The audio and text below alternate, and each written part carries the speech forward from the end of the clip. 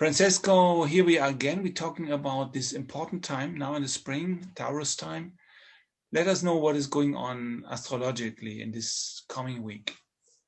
Well, what we said last time is a special time to plan, to put ourselves into planning, to work out what we need to do, and using this energy at the seed level in order to understand exactly on what things we should work and we should concentrate our efforts. So because this energy this month, this couple of weeks, it's very strong, we can actually use it with a calendar. Just open a calendar and decide in the next 12 months what are the actions that we want to do and what we want to achieve. Because the energy, as I said, is at the seed level, the ability to understand and focus on reality of our possibility is very high. It's very strong. So we can actually see if it's feasible or not. Mm-hmm. I find it very important. Like most of the time we don't have this energy because either we overestimate ourselves or we underestimate ourselves. And sometimes we don't have the time to plan on a long term. Yeah, especially some of us like Aries, like you, yeah, like Aries or Sagittarius. Sometimes they crave for the big picture, but they don't have the time because they're focused on daily actions. Yeah. Virgo as well, sometimes they don't plan, they don't have the time to plan, so they focus on the real-time action.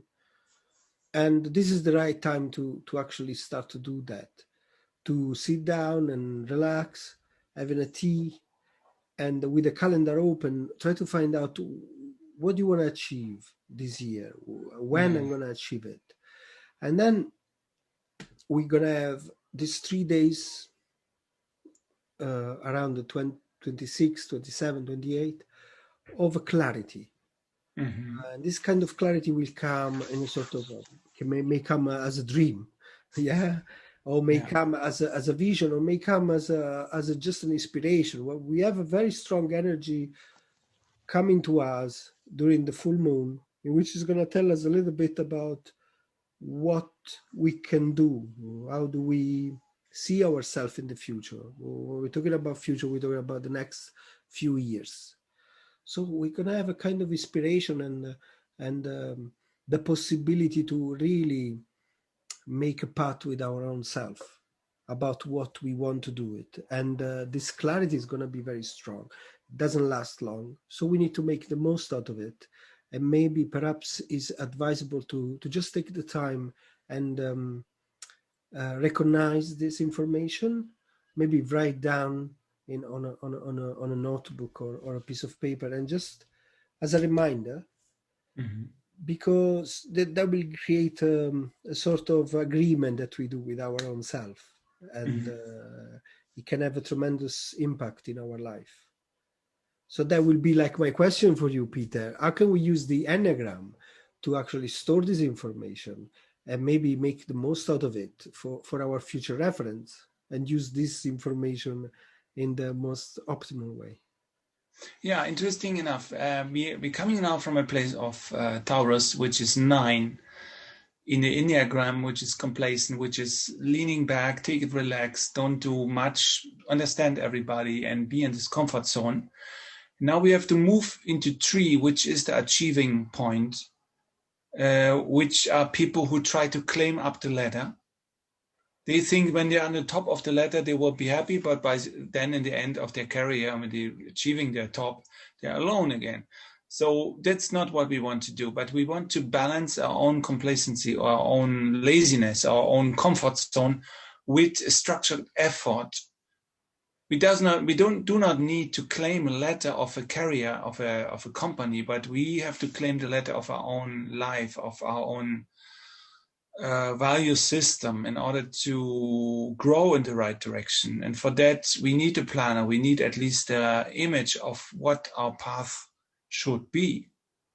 And when we're looking backwards, we're coming from a place number 6, where the 9 came from. Number 6 is we have been in a structured environment before, where there was a clear authority and there was a clear set of rules.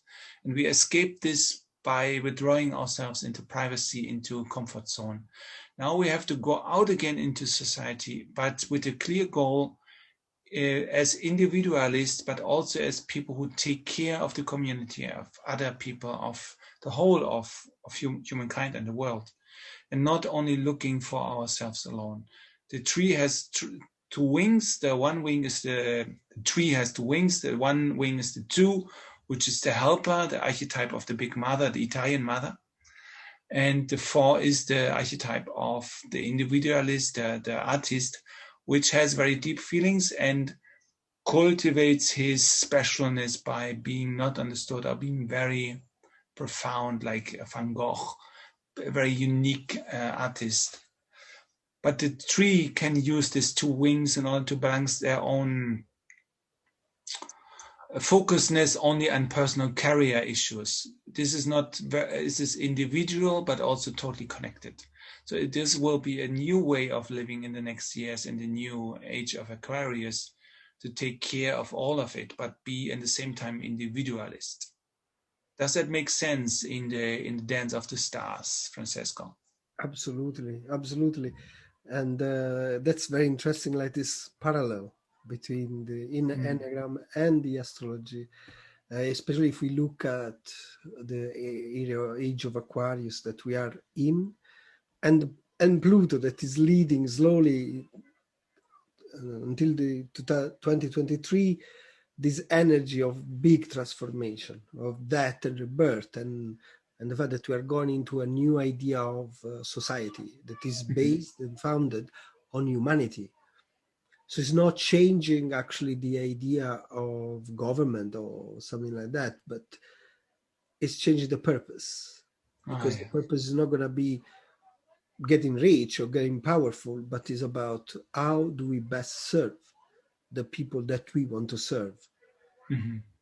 And that's, I think, is a beautiful thing. It's a beautiful alignment. And the idea again is to start this on the individual level, not expecting that this is going to happen from the outside, but start to be the motor of this action from our own self, from our own individuality. And the more we are aligned with this, the more we're using the tools like the Enneagram to put ourselves in discussion, to change, to start the process of change, the better and the quicker we're going to align to these concepts. So I think very nice, Francesco. So we, if you are interested in bringing us a personal birth date, we will print out your birth chart and we will give you a personal counseling based on astrology, Kabbalah, and Enneagram. And then you will know easily the next step to do. I mean, we are in the frame of reference, what I pointed out in Francesco.